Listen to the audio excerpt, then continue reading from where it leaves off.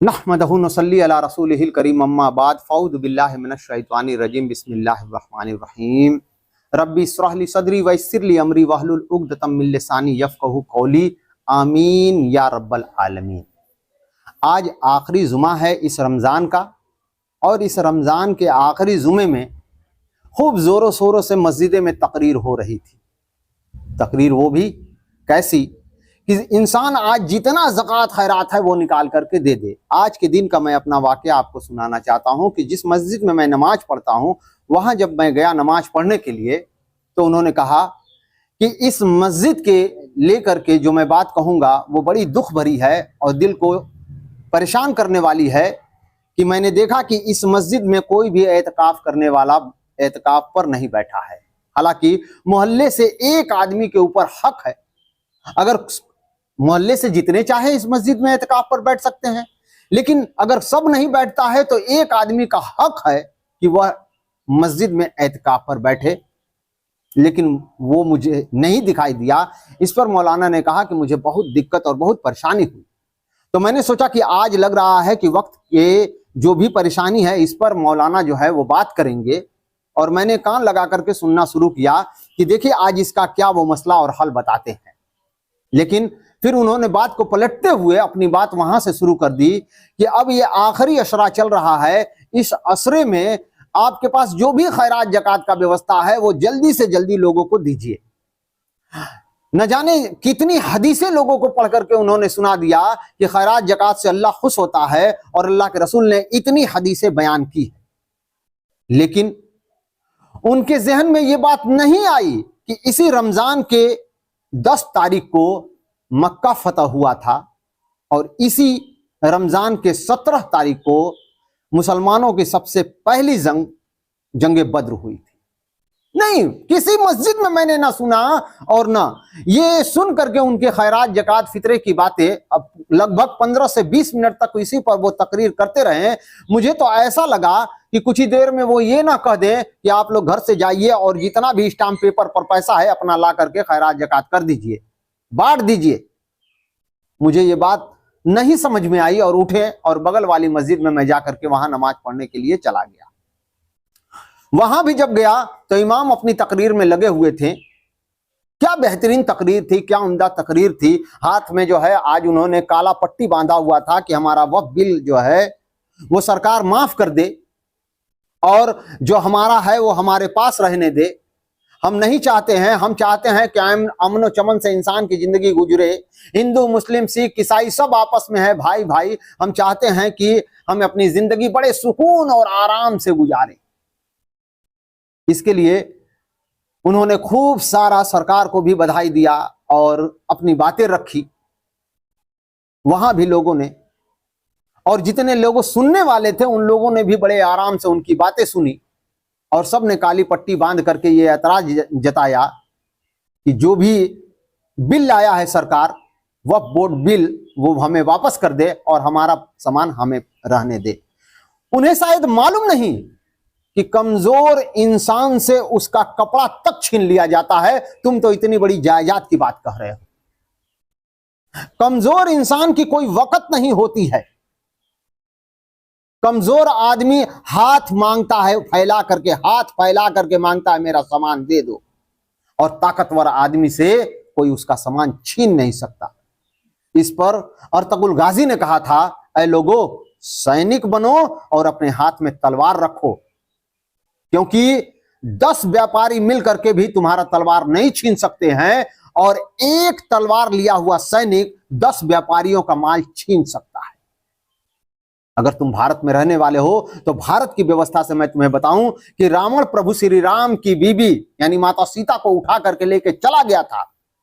क्या अगर वो ऐसे कहते कि हमारा हमको रहने दो और दे दो, तो रावण देता? कतई नहीं देता। अपनी सामान की हिफाजत के लिए ताकतवर होना चाहिए। अपनी ताकत जुल्म करने के लिए नहीं, अपने सामान की हिफाजत के लिए। आप देखोगे बस में चढ़ोगे तो ऊपर लिखा हुआ रहता है कि अपने सामान की हिफाजत स्वयं करें, लिखा रहता है ना, स्वयं करें। हमने वहां भी नहीं सुनी कि इस रमजान में आखिरी असरा था, आखिरी जुमा था, इतनी बेहतरीन दो बातें, दो वाकया रमजान का हुआ है। अल्लाह के रसूल सल्लल्लाहु अलैहि वसल्लम ने ये जो रमजान उनको मिली है, इस रमजान में अल्लाह ने उनसे दो वाकये कराए हैं, वो आवाम तक पहुंचनी ही चाहिए थी। और इन दो वाकयों में मुसलमान का सीना फूल करके कुप्पा हो जाएगा। वो वाकया क्या है? पहला वाकया 17 तारीख का मैं सुनाता हूं। 17 रमजान जंगे बद्र। उधर जंगे बद्र में 313 आदमी मात्र थे और इधर 1000। उधर 2 ऊंट थे, इधर 100 ऊंट। उधर 4 घोड़े थे, इधर 400 घोड़े थे। उधर कुछ लाठियां थी और इधर नेजे भाले सब थे। लेकिन वो बंदे जिनको अल्लाह पर यकीन था, वो निकल गए थे कि हम जुल्म तो बर्दाश्त नहीं करेंगे, हम जालिमों के खिलाफ खड़े होंगे। स्ट्रेटजी 13 साल की बनाई अल्लाह के रसूल ने, उसके बाद वो खड़े हो गए। ये मुसलमानों की क्वालिटी है कि अल्लाह उनसे कहता है कि ऐ मुसलमानों, अगर तुम ईमान वाले हो तो एक के बदले तुम 20 हो। तुम्हारा सीना ऐसे टाइट होना चाहिए अगर तुम मुसलमान हो। दूसरा वाकया फतेह मक्का। इस फतेह मक्का को आप सुने तो होंगे बहुत ज्यादा, लेकिन आपको पता नहीं होगा कि फतेह मक्का जो हुआ वो किस स्ट्रेटजी से हुआ। आपको पता है कि जो मक्का में रहने वाले थे वो इतने बहादुर थे, इतने लड़ाके थे कि वो अपने हथियार तो डाल ही नहीं सकते थे। तो फिर आप सल्लल्लाहु अलैहि वसल्लम जब आ रहे थे मक्का, फतेह मक्का के लिए, जब उनसे युद्ध का व्यवस्था, तो आखिर मक्का वालों ने उनसे युद्ध क्यों नहीं किया?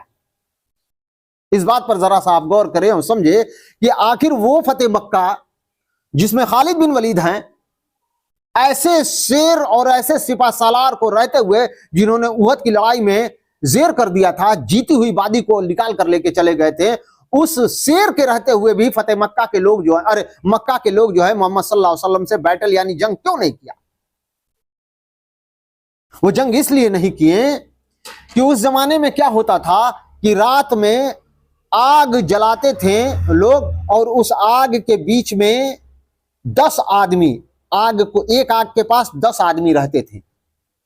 उस आग के पास 10 आदमी रहते थे और अल्लाह के रसूल सल्लल्लाहु अलैहि वसल्लम 10,000 सैनिक लेकर के फतेह मक्का पे चढ़ाई किए थे। तो अल्लाह के रसूल ने अपनी स्ट्रेटजी ये बनाई थी कि अब एक आदमी एक आग जलाएगा, एक आदमी एक आग जलाएगा। तो उन्होंने जब देखा कि अरे इतना ज्यादा आग जला हुआ है, यानी कि मोहम्मद सल्लल्लाहु अलैहि वसल्लम लाखों की तादाद में सैनिक लेकर के फतेह मक्का पर आ रहे हैं, वो करने के लिए, मक्का पर आ रहे हैं जंग करने के लिए। अब उनका हौसला वहीं से टूट गया। अब उन्होंने कहा कि हम जंग नहीं करेंगे। देखो, ये मात्र 2 हिजरी में होता है जंगे बद्र और 10 हिजरी में होता है फतेह मक्का। 8 साल में वो मोहम्मद सल्लल्लाहु अलैहि वसल्लम जो कि मक्का को छोड़ करके गए थे, कैसे? छुप करके गए थे, और 2 साल बाद जंग इनसे करते हैं, जंगे बद्र, और 8 साल बाद फतेह मक्का कर लेते हैं, जीत जाते हैं। स्ट्रेटजी देखो, एक मुसलमान की स्ट्रेटजी कैसी होती है कि हमेशा उसकी जिंदगी आगे से आगे, आगे से आगे, आगे से आगे बढ़ती रहती है।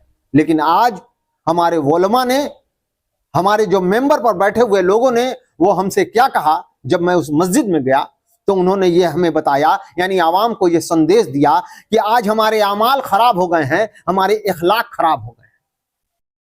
मैं उनसे पूछने वाला ये था कि आज ये जो इखलाक की बातें कर रहे हैं, इससे बढ़िया भी कहीं इखलाक होगा जो आज हमारे मुसलमान जो हिंदू भाइयों को इखलाक पेश कर रहे हैं कि जब वो कांवर लेके जा रहे हैं उनको संतरा पेश कर रहे हैं, जब वो कांवर लेके जा रहे हैं जूस पेश कर रहे हैं, जब वो यहां पर अभी नहाने के लिए आए थे, स्नान करने के लिए आए थे संगम में, तो उनको लैट्रिन पेशाब की व्यवस्था नहीं थी, मस्जिदें खोल दी थी, अपने घर से खाना खिला रहे थे।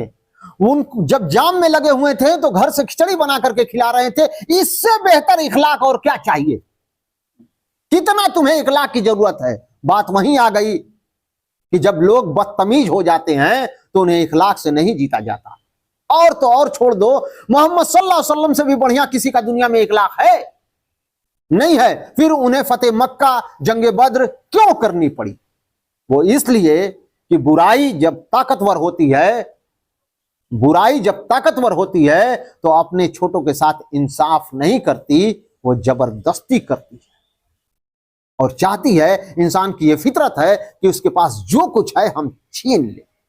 अल्लाह ताला ने हवा और सूरज का इंतजाम अपने हाथों में ले रखा है, वरना दुनिया में रहने वाले इंसान वो यही कहते हैं कि ये हवा और सूरज भी मेरे ही हिसाब से चलेगा। इसलिए आज मेरा ये लोगों से संदेश है, ये कहना है कि ऐ लोगों, आओ उस बात की तरफ जिसमें अल्लाह ताला की कहता है कि फलाह है। वो कौन चीज है? वो कुरान है। और हम किसी कदर, अल्लाह ताला कहता है कि अगर तू मुसलमान बन गया तो इस मुसलमान बनने की एक टेस्ट है, वो टेस्ट मैं तुमसे लूंगा क्या? और हम किसी कदर खौफ और भूख और माल और जान और मेवे के नुकसान से तुम्हारी आजमाइश करेंगे तो सब्र करने वालों को खुशखबरी सुना दो। इन लोगों पर जब कोई मुसीबत आती है तो कहते हैं कि हम खुदा का माल हैं और उसी की तरफ लौट कर जाने वाले हैं। अरबी में उन्होंने क्या समझाया लोगों को वो नहीं पता चला। लोग एक आयत के बाद अल्लाह अकबर कह करके झुक जाते हैं, सुभान अल्लाह कह करके खड़े हो जाते हैं और अल्लाह अकबर कहकर सजदे में चले जाते हैं, लेकिन किसी को इस बात का पता नहीं रहता है कि इमाम ने क्या पढ़ा और पीछे मुक्तदी ने क्या सुना। ऐ लोगों, अगर अपनी जिंदगी संवारनी है, जिंदगी सुधारनी है, अपने हक को पाना है तो आओ उस कुरान की तरफ जो मुर्दा दिल को जिंदा करती है, मुर्दा कौम को जिंदा करती है, मुर्दा इंसान को जिंदा करती है। वाखिर दावाना अल्हम्दुलिल्लाहि रब्बिल आलमीन। हक ला इलाहा इल्लल्लाह मुहम्मद रसूलुल्लाह सल्लल्लाहु अलैहि वसल्लम। अगर हमें कुरान किसी पहाड़ पर उतार देते तो तुम देखते कि वो हमारी हैबत से रेजा रेजा हो जाता। अल्लाह हमेशा सच कहता है।